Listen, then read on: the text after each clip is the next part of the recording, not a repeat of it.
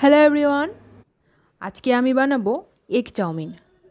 Egg chowmein তো easy, এটা আবার শেয়ার করার কি আছে, তবুও ভাবলাম বানাচ্ছি যখন তোমাদের সাথে শেয়ার করি। তো এখানে প্রথমে কড়াইতে তেল দিয়ে দিলাম।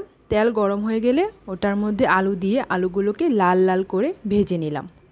তো ভালো করে ভাজা হয়ে গেলে তারপর ওটাকে নামিয়ে ওই গ্যাসের মধ্যেই একটা গামলা বসিয়ে জল দিয়ে ওটার মধ্যে দিয়ে দেব চাউমিন।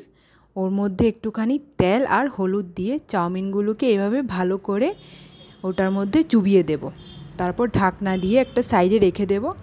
তারপর আগেরই কড়াইটা আবার বসিয়ে একটুখানি তেল দিয়ে ডিম ভেজে নেব। এখানে আমি ডিমের মধ্যে হলুদ নুন কিছুই দিইনি, এমনিতে যা ঝুরি ঝুরি করে ভেজে নিলাম। তারপর এটা নামিয়ে ওটার মধ্যে আগে ভেজে রাখা আলুগুলো দিয়ে ওটার মধ্যে চাউমিন, টমেটো আর লাস্টে চাউমিন মশলাটা দিয়ে গরম গরম সার্ভ করো আর এনজয় করো এগ চাউমিন। তো তোমরাও বানাও আর কমেন্টে জানাও তোমাদের কেমন লাগলো। বাই।